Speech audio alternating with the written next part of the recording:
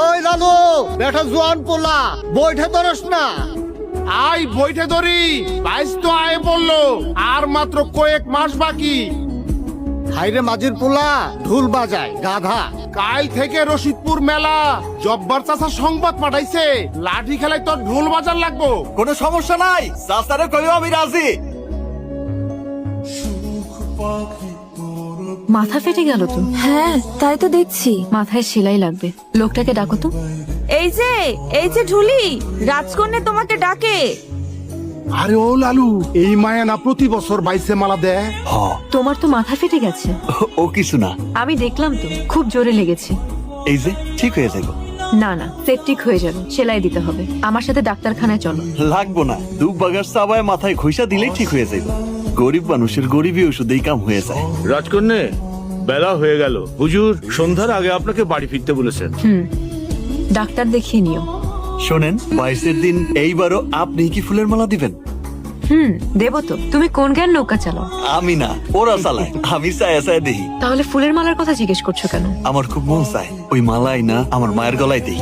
ওই মালা পেতে বাহাদুরি লাগে অনেক। অনেক? আমি তো যার তার গলায় মালা পরাই না, বাহাদুরের গলায় পরাই। তোমার ঢোল বাজানো শুনলাম, খুব ভালো বাজাও। আর শোনো, এই বয়সে মাকে নিয়ে ছেলে মানুষের মতো ভাবতে হয় না। যেটা পারবে না সেটা নিয়ে কখনো ভাববে না। ডাক্তার দেখিও। শোনেন, মারে নিয়ে আমি কখনো ছেলে মানুষের মতো ভাবি না। ওই মালা আমি মায়ের গলায় পরামই। লালু মাঝি ভইয়া 22 জিতা ফুলের মালা মায়ের গলায় দিব, এই কথায় আরো হাসবা নাকি? হইছে হইছে চাচা। কিরে লালু, হাসাই তুই হাল ধরবি? জি। জীবনে তো বইঠে ধরেও দেখাস নাই। তোর বাপের এত সুন্দর নাও, বাড়ির সামনে খাবি খাইতেছে। তালুকদার সাহেব, জয়নাল চাচা অভিজ্ঞ মানুষ। ঠিকই কইছে। না তালুকদার সাহেব, আমার বয়স হয়েছে, এইবার আমারে মাপ দেন। গত বয়সে দেখলেন না, না ওর গোলই সিধা রাখতে পারলাম না। ওগো মধ্যে বাহাউদ্দিন শক্ত পোক্ত। মানে কেমন মেন মেনাইতাছে? আরে মনে যার জুন নাই, হে 22-এর হাল ধরবো কেমনে? আমার মনে জোর আছে চাচা। জয়নাল, লালুরে তুই আর করতে পারবা? তালুকদার সাহেব, মনের জোর হইলো আসল কথা। লালু যখন সাহস করছে তখন ইনশাল্লাহ। গত 30 বছরে একটা পুরস্কারও আনতে পারি নাই, এইবার যদি আনতে পারোস 3 বিঘা ফসলি জমি দিলাম। বিঘায় বিঘায় শুধু জমি জমা থাকলেই তো আর হবে না, সেই জমিতে চাষাবাদও করতে হবে, ফসল ফলাতে হবে। গোলা ভরা ধান, গোয়াল ভরা গরু, পুকুর ভরা মাছ, ঘরে ঘরে কৃষকের হাসি, এটাই তো দেখতে আমি বড় ভালোবাসি। জি খন্দকার সাহেব, আপনার ভালোবাসাই তো আমাদের বাইচা থাকা।